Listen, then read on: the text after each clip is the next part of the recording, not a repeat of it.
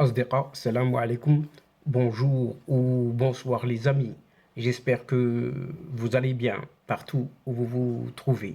En tout cas, c'est ce que je vous souhaite. Et pour le meilleur de toutes les situations, de toutes les circonstances. Bienvenue sur votre chaîne Bled Maralibia qui attend comme toujours vos encouragements qui nous font bien sûr beaucoup de bien et dont nous avons bien besoin. Merci pour vos gentils compliments, pour vos commentaires ainsi que pour vos précieux conseils. Mais abonnez-vous pour rester tout simplement informé des dernières nouvelles de votre chaîne. الأصدقاء نتمنى تكونوا بخير وعلى خير أينما كنتم. أهلا وسهلا بكم ومرحبا بكم في قناتكم. Et cette séquence vous propose cette chronique relative à cette fameuse guerre dite cognitive et informationnelle qui s'avère souvent plus importante du point de vue stratégique que ne l'est la dimension militaire stricto sensu. Car on peut très facilement gagner une guerre traditionnelle sur le champ de bataille tout en la perdant mentalement, cette fois-ci mentalement parlant, sur le terrain de l'opinion publique. La guerre du Vietnam en est un parfait exemple. Mais le Maroc, prend-il vraiment au sérieux cette guerre cognitive? À en croire les différents dictionnaires, la guerre serait une lutte ou une confrontation armée entre deux ou même plusieurs États. La guerre est régie par un ensemble de traités internationaux qui visent à lui donner une dimension ou plutôt un caractère humain ou civilisé. À l'instar de cette figure caractérisée par un assemblage de mots apparemment contradictoires entre eux, comme par exemple un silence éloquent qui ne dit rien, qu'est cet oxymore qui pourrait en faire rire plus d'un, mais ce propos porte davantage sur la définition restrictive de ce mot, car depuis des décennies, plusieurs doctrines ont théorisé des changements profonds dans la nature même de la guerre. On parle désormais de ce qui est appelé de guerre cognitive, hybride, psycho-informationnelle, économique, cybernétique, etc., etc. Certes, la dimension armée demeure la plus pénible de toutes, autant pour les militaires que pour les civils, avec son lot de morts et de blessés, de dégâts, de destruction, etc., etc., au propre comme au figuré.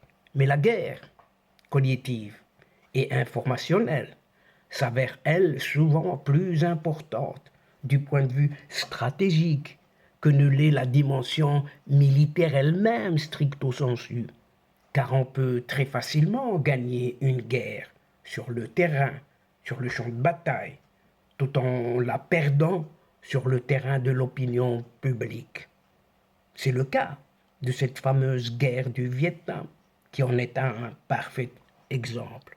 Au Maroc, le Maroc lui-même, prend-il vraiment au sérieux cette dimension éminemment stratégique de cette guerre cognitive et informationnelle? Par bien des aspects, la réponse est oui. Des efforts importants ont été réalisés sur le terrain médiatique et informationnel, mais sur le terrain digital, proprement dit, beaucoup de choses restent encore à faire. Dans cette perspective, disposer d'une armée digitale, de trolls et de bots est désormais indispensable pour contrer la présence de partis hostiles sur les réseaux électroniques et autres. Tous les pays, tous les pays ayant une politique extérieure autonome ou relativement autonome le font. Il n'y a donc pas de raison de ne pas le faire pour le Maroc à son tour. Mais là où le bas blesse, c'est au niveau de la production de contenu et de data, autrement dit d'informations authentiquement suffisantes et véridiques. Il faut parler ici et maintenant, entre autres, des stocks de ces fameux stocks d'images et de vidéos, à l'instar de ce Shutterstock Invatu Point 5 Free Pick, à titre d'exemple seulement ici.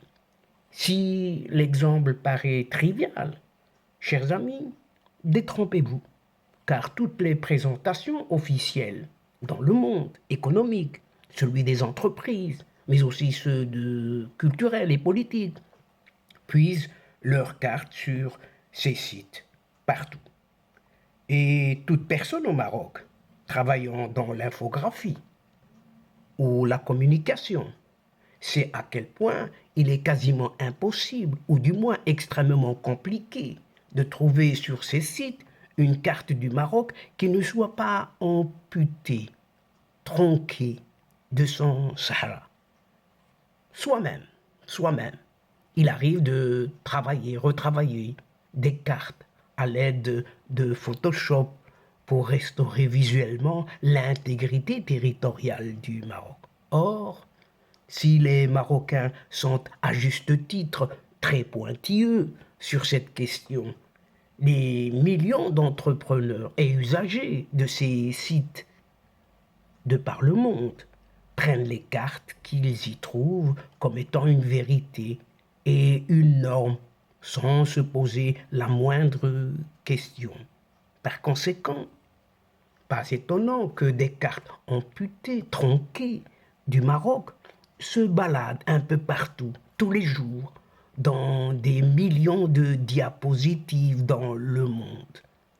La guerre des images ne fait certes souvent pas de morts, mais elle contribue à enraciner dans l'esprit de millions de personnes ces contre-vérités nuisibles à la cause marocaine. Dès lors, chers amis, que faire dans ce cas précis?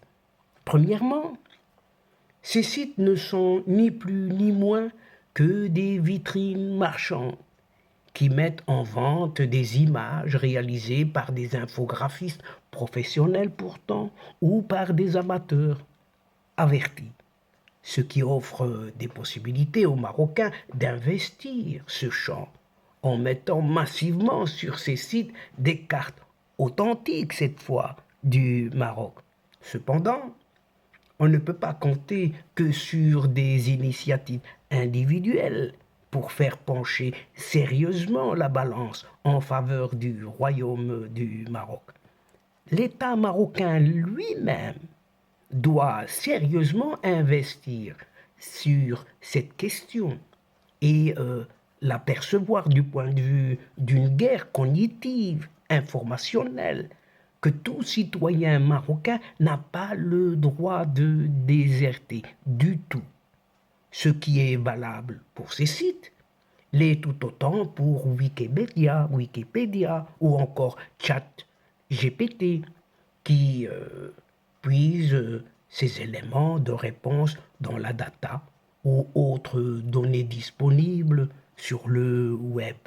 Cette guerre de la data se joue ainsi sur une multitude de champs de bataille, dont celui de l'image, et d'un point de vue plus large encore, des contenus de toutes sortes sur le net.